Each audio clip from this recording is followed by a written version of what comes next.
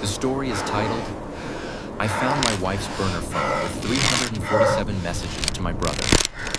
I stayed silent for 2 months, sold the house, and they both got the eviction notice on their anniversary. I knew something was off the second I heard the buzz. It was this faint, ugly vibration under the laundry basket in the back of my truck. It was a Tuesday, around 9 p.m. I had just finished a late HVAC call and was unloading some stuff in the driveway. My actual phone was in my pocket. This sound was coming from somewhere else. My name's Ethan, 35 years old, male. Married to Lauren, 33 years old, female. And my younger brother is Matt, 32 years old, male. That's the cast. We'll get to the crimes. At first, I thought I'd grabbed one of Lauren's old phones by mistake while hauling boxes that morning. She's the sentimental type, keeps broken chargers and empty candle jars for a project. So I dig under the laundry basket, and there it is. A cheap little black Android I've never seen before, face down, still vibrating. My stomach did that weird elevator drop thing. Lauren has an iPhone. Has had an iPhone since I met her. This thing looked like it came free with a burner email address. I picked it up and just stared at it for a second, arguing with myself. Normal people don't snoop. Healthy marriages have trust. All the Instagram therapist quotes in Lauren's stories were suddenly screaming in my head. But then I remembered the last few months. Her working late, even though she's a dental hygienist and the office closes at 5. The sudden full-face makeup to run errands. The way she started keeping her real phone on silent, upside down, screen locked, passcode changed.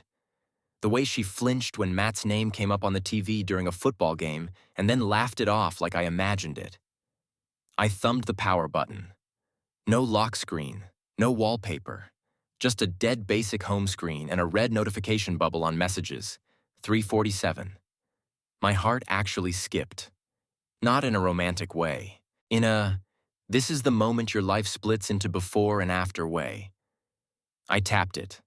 The first thing I saw was my brother's name at the top of the thread. Not Matt, though. Some cutesy nickname Lauren gave him years ago as a joke that suddenly didn't feel like a joke anymore. And then the messages. Walls of them. 2 months' worth. Timestamps from when she was at yoga, with Cassie, too tired for sex. Falling asleep, babe.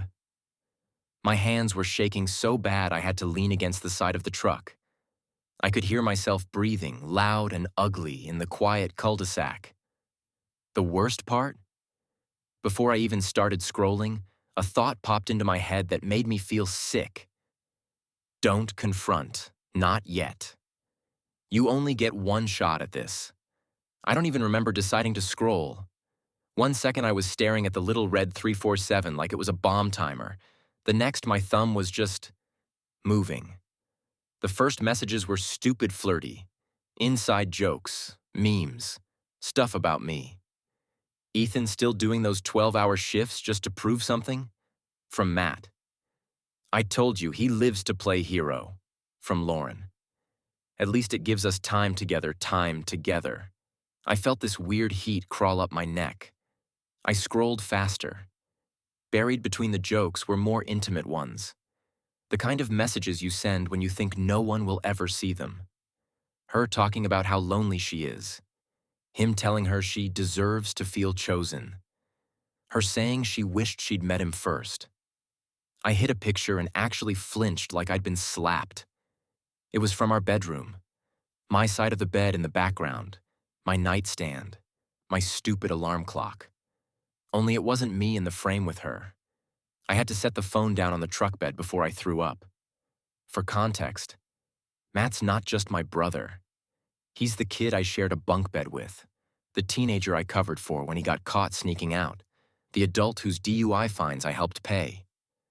When Dad died, we carried the casket together. When he got laid off, I got him a job at the same HVAC company. I've always been the fixer, the one who shows up. Lauren knew all of that. That history was part of what attracted her to me, she said. You're loyal to the bone, she told me once, tracing my wedding band with her finger. Apparently loyal doesn't mean shit if people decide they're bored. Somewhere in the middle of the thread, I saw the shift. The dates lined up with when she started going to yoga twice a week. There were messages like, "Parked 2 streets over, don't worry, he'll never notice," from Matt. Her saying, "We have to be more careful, he's not stupid." Every line was like someone driving a nail into my chest. I realized I was gripping the phone so hard my knuckles were white. For a second, I wanted to storm into the house, throw the burner at the wall, wake her up and scream until the neighbors called the cops. I imagined dragging Matt out by his shirt the next time he showed up for Sunday dinner and knocking his teeth out on the driveway. But under all that rage was this cold, sharp little voice. If you explode now, they'll just cry, deny, twist it. You'll be the crazy one. You'll lose any power you have. I took a long, shaky breath, slid the burner into my toolbox under a pile of wrenches, closed the lid. I walked into the house like nothing happened. Kissed Lauren on the forehead where she was asleep on the couch, TV still on. Her phone, her real one, was on the coffee table, face down. "Long day?" she mumbled. "Yeah," I said, hearing my own voice from far away. "Just tired." That was the first lie, the first of a lot. Update. Wow, I did not expect this to blow up. I posted the first part just to get it off my chest and woke up to a wall of comments ranging from "divorce yesterday" to "bury them in the backyard." For the record, I did not commit any felonies. To answer the biggest question, yes, I kept my mouth shut. For 2 months, I played dumb, gathered everything, and talked to a lawyer. And as of last week, the house everyone thinks is ours legally belongs to someone else. Their anniversary is in 3 days. That's when the eviction notice hits. The week before their anniversary was when it stopped feeling like my life and started feeling like I was playing a role in someone else's. I had a countdown on my phone, not labeled doomsday or eviction or anything dramatic, just a calendar reminder with a neutral title. But every time I woke up, my eyes went straight to that little number. 7 days. 6. 5. Lauren was wired and all over the place. One night she was curled against me on the couch, tracing circles on my arm, talking about how we should do something special this year. We've been through so much. The next night she was hurling a ceramic mug into the sink so hard it shattered because I forgot to defrost chicken. I watched her meltdown like I was behind glass. She screamed that I never listened, that she felt invisible, that maybe I didn't even want her anymore. At one point, she jabbed a finger into my chest so hard I stumbled back into the counter. "This is what I get for settling down with a robot," she snapped, eyes glossy. "You don't feel anything, Ethan. Nothing." If only she knew. Later that week, I saw the burner again. I came home early from a job, walked past her car, and there it was in the cup holder, half shoved under a receipt from our favorite taco place. Careless. Comfortable. I sat in the driver's seat with the door cracked so the dome light wouldn't come on and scrolled the new messages. They were talking about their plans around the anniversary. Lauren telling Matt she'd sneak away after the nice dinner I was obviously planning, mocking me for being predictable. Matt whining that he was sick of hiding, that she should just tell him it's over already. I actually laughed, this short, ugly sound in the silence of the garage. "You want out so bad? Cool. I'll open the door for you." I texted Lauren later that night from the couch, her in the shower. "Hey, thinking of taking a big job on our anniversary day. Overtime pay. Can we celebrate at night instead?" She texted back a minute later. "Sure, babe. We'll make it work." I could practically hear Matt celebrating through the walls. 2 days before the anniversary, I signed the lease on a small one-bedroom apartment across town. Cheap carpet, beige walls, ugly ceiling fan. It smelled like fresh paint and dust. I brought in the last of my boxes, tools, clothes, the shoebox with Dad's watch and funeral program, and set them in the middle of the empty living room. No wedding photos, no Lauren. Back at the house, the walls were starting to look naked. I'd pre-packed for painting, taking down most of the frames. The cracked wedding photo she'd shattered in that meltdown? I put it back up on the wall with the cracked glass still in it. Every time I walked past it, it felt like the house was already telling the truth. The night before the anniversary, she picked a fight out of nowhere because I wasn't excited enough. She shoved my shoulder hard when I tried to walk away. When I didn't take the bait, she stormed out to the driveway, yanked open my truck, and started tossing my tools onto the concrete, screaming about how I care more about these stupid wrenches than her. A neighbor stepped outside. I just quietly picked up my tools, one by one, while she ranted. I didn't even look at her. That seemed to scare her more than if I'd yelled back. She went inside slamming doors. The next morning, the actual day, I got up before her. I showered, shaved, put on my work uniform like any other day. I left my wedding ring on the bathroom sink, right where she'd see it. Then I walked through each empty room one last time, locked the front door behind me, and drove away from the house I already knew wasn't ours anymore. Their anniversary had officially begun. I didn't go to work on our anniversary. I put on my uniform, kissed Lauren on the cheek while she slept, grabbed my keys like any other day, and drove straight to my new apartment instead. I sat on the floor in the middle of the empty living room with a folding chair and a cheap card table, watching the light crawl across beige walls. My phone buzzed around 10 a.m. It was the new owner, Rick, 61 years old, male. Posting the notice now. Happy you're getting out of there, man. Then a picture. The photo hit harder than I expected. My old front door. The wreath Lauren made last fall still hanging there, faded ribbon and all. And taped right over the middle of it like a target was the eviction notice. Big block letters. Notice to vacate, date stamped. Their anniversary. I zoomed in until the text blurred. To current occupants, you are required to vacate the premises within 30 days. All very standard, very legal, very cold. My hands were trembling, but not from regret. It was like my nervous system suddenly realized this was real. A few minutes later, my Ring notification popped up. I'd almost forgotten about it. Lauren always insisted on the doorbell camera for safety. Joke's on her. She never bothered to change the shared login. Motion detected. Front door. I opened the live feed. Matt's truck was parked at the curb. Of course, he'd taken the day off to help a friend move, according to the schedule at work. I watched him walk up the driveway like he owned it, hoodie up, head down. Lauren opened the door before he could knock, still in one of my old t-shirts, pulling him inside for a kiss that made my stomach flip. Then she noticed the paper.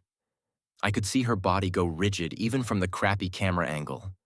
She pulled the notice off the wreath, skimmed it, then looked around like it was some kind of prank. She shoved it at Matt. He read it, face tightening, then read it again, slower. The sound didn't come through for a second, and then suddenly it did, and it was just chaos pouring out of my phone. "What the hell is this?" Lauren shrieked. "No, no, no, this has to be wrong." Matt kept saying, "It's a mistake. It has to be a mistake. Did you miss a mortgage payment?" His voice was high, panicked, not the smug, chosen one I'd been reading in those texts. Lauren stormed inside, still clutching the notice. The feed cut off. 30 seconds later, my phone lit up with her name. I let it ring. Once, twice, 3 times. She called again and again, switching between calls and frantic texts. "Call me right now. Something's wrong with the house." Ethan answered the phone. "Did you do something with the bank?" On the 7th call, I picked up. "Hey," I said, calm. Too calm. "What did you do?" she screamed. I could hear things banging in the background, drawers slamming. "We just got a vacate notice, Ethan. They're saying the house got sold? Tell me this is some kind of sick joke." I took a breath, looked around my little empty apartment. "It's not a joke, Lauren." "What does that even mean? You can't just sell the house without telling me. That's illegal, right?" Matt says. "Matt should probably sit down," I cut in. "You too." There was a beat of silence on her end. "How do you know he's here?" she whispered. I let that hang between us for a second. "I know a lot of things," I said. "Like where you keep your burner phone.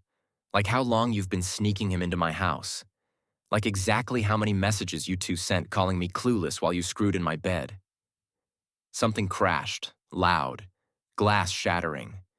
In my head, it was the cracked wedding photo finally giving up and hitting the floor. "You went through my stuff?" she stammered, voice suddenly tiny and furious at the same time. "You spying psycho. You can't just—" "I sold my house," I said, voice flat.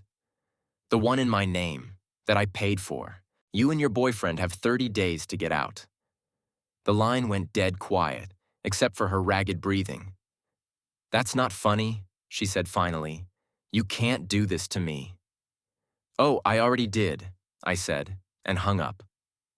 Update 2. Yes, I really sold the house. No, I'm not going back. All right, so apparently I broke a few brains with the last part. Half of you are like king behavior, and the other half are convinced I committed 7 felonies and emotionally waterboarded my cheating wife and brother. So let me clear some stuff up and then I'll tell you how hard this blew up. First, legal side. The house was in my name only. Purchased with money I inherited from my dad. No kids, separate bank accounts. Lauren's never paid a cent toward the mortgage directly, only household stuff from her own account, which my lawyer said doesn't magically turn her into a co-owner. Carla, my lawyer, triple-checked everything. I didn't forge her signature. I didn't steal her identity. I didn't do any weird backdoor stuff. I sold my asset. Could I have told her first? Sure. Could she have not slept with my brother in my house? Also sure. Second, the spying. I didn't hack anything. The burner had no passcode. The Ring doorbell is something we both installed and both had access to. If you leave a secret phone in someone's truck and make out on a shared security camera, that's not me being CIA, that's you being lazy. Now the fallout. When I hung up on Lauren after dropping the "I know everything" bomb, my phone lit up like Times Square. She went from screaming to sobbing in under 3 minutes. Voicemails alternating between, "You can't just abandon me, Ethan. I have nowhere to go, and I will ruin you if you do this. You have no idea who you're messing with." Matt texted me too. First it was, "Bro, let's just talk about this like adults." Then 10 minutes later, "You're seriously going to make her homeless over some messages?" Some messages. Right. I blocked them both. That lasted about 4 hours, because then Lauren found out where I moved. I don't know if she dug through my glove box, stalked my location history, or sweet-talked somebody at my job, but I was sitting in my new apartment that night eating takeout on the floor when someone started pounding on my door like they were trying to break it down. It was her. Mascara streaked, hair wild, still in my t-shirt. She was screaming loud enough that the guy in the next unit cracked his door open. She kicked my door. Actually kicked it. At one point, she tried the handle and threw her shoulder into it so hard I thought she'd injure herself. I called the non-emergency police line. Some of y'all in the comments were like, "Burn the house down and egg their cars forever." I didn't do that. But watching her get told by an officer that she had no right to be in my apartment, hearing her shriek, "This is my husband," while the cop calmly said, "Ma'am, he says you need to leave?" Not going to lie, that was something. I'll write out the full blow-by-blow next, but headline, "She did not go quietly. My truck did not survive unscathed. And Matt said something on my front lawn that I will never forgive." And no, I'm still not going back. When I say Lauren lost it at my apartment door, I don't mean raised her voice. I mean full-on banshee. She was kicking the door so hard the frame rattled. "Open this door, Ethan. You think you can just sell my house and run away?" Every few seconds there was this hollow bang as she hit it with her fist or shoulder. I stood in the kitchen, phone to my ear, giving my address to the dispatcher while my heart hammered. Part of me wanted to open the door just to make it stop. The other part pictured her clawing my face off and screaming abuse loud enough for the whole complex to hear. Then I heard the sound that made me move to the window. Metal on metal. She had gone quiet. That was worse.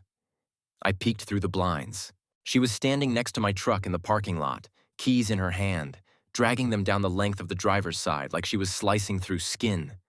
Her face was twisted, jaw clenched. She carved in big, shaky letters. Liar. The word looked so stupidly backwards I almost laughed. I wasn't the one sneaking around. Then she picked up a loose chunk of concrete from the landscaping border and hurled it at the windshield. The glass spiderwebbed, catching the streetlight in a way that made it look like frozen lightning. I stepped outside just as a neighbor, Jordan, 29 years old, male, was filming from his doorway. Lauren spun on me, hair wild, mascara smeared. "There he is!" she screamed, pointing like she'd just spotted a war criminal. "Tell him what a monster he is. He left me and stole my house." I opened my mouth, but she was already closing the distance, jabbing her finger into my chest hard enough to sting. "You think you're so clever?" she hissed. "You think people are going to side with you when they find out you abandoned your wife?" I didn't get to answer because the squad car rolled up, lights flashing but no siren. 2 officers stepped out. One of them asked, "Who lives here?" "I do," I said. "She doesn't. She followed me here and destroyed my vehicle." Lauren spun on them instantly, tears on. "You don't understand. He's my husband. He's having some kind of breakdown. He sold our house. He's dangerous. I'm just trying to talk to him." "Ma'am, do you live here?" the officer asked. She hesitated just long enough. "He's my husband," she repeated, like that was a magic spell. "We're having a marital dispute." The officer looked at me. I held up my phone with the ring clip paused on her kissing mat in my doorway, and then read out my new lease address. I moved out. We're separating. She keyed my truck and threw a rock at it. I want her off the property. They separated us. While they were talking to her, another truck rolled up way too fast, tires squealing. Matt. He got out already angry, chest puffed, marching across the grass. "You did not call the cops on her," he snapped, getting right in my face. His breath smelled like cheap energy drink. "What the hell is wrong with you?" I could feel this violent urge rise up in me, hot and blinding. One shove from him and I wanted to break his nose. Instead, I stepped back, hands up. "Touch me and you're the one in cuffs, Matt." He laughed, this ugly, bitter sound. "There he is, Ethan the martyr. You know what? Dad would be embarrassed watching you right now. No wonder Lauren came to me. At least I know how to make her feel something." That line hit harder than the rock in my windshield. For a second, everything went white around the edges. I didn't swing. The officer stepped between us, hand on his chest.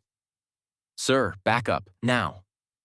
Lauren started crying harder, screaming at the cops that they were breaking up a family. They ended up walking her and Matt back to their truck, warning them about trespassing and vandalism charges. I stood in the parking lot under the streetlight, staring at my ruined windshield, the word liar gouged into the paint, thinking, cool. Now the outside finally matches the inside. The day after the parking lot circus, I woke up to my phone buzzing nonstop. First was a text from Jordan, my neighbor. "Figured you might need this if she keeps acting crazy." He'd sent me the full video. Lauren keying my truck, throwing the rock, screaming about how I stole her house. Matt rolling up like he was storming the gates of heaven. I watched it twice.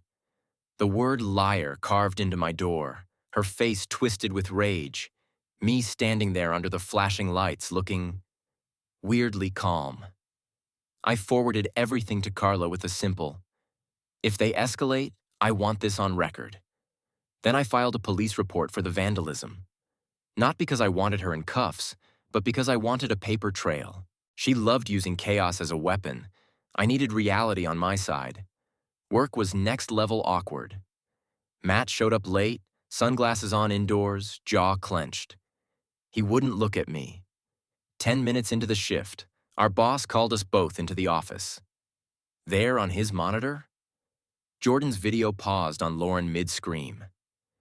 "Either of you want to explain why company trucks and uniforms are in the background of this domestic mess?" he asked. Matt started talking over me immediately. "He's going nuclear over a separation, man. He called the cops on my girlfriend." "My wife," I said, "who keyed my truck and tried to kick in my door after cheating on me. With him." I slid my phone across the desk. Screenshots, texts, the eviction notice with the date circled. The boss went quiet as he swiped through. When he finally looked up, he sighed. "Ethan, take the week. Figure your life out. Matt?" Matt straightened like he expected backup. "I can't have someone who shows up on a viral video screaming in a parking lot in uniform, then lies about it," the boss finished. "Turn in your keys. We're done." Matt lost it. Shoved his chair back so hard it hit the wall. "You're firing me over him? Over his fragile ego?"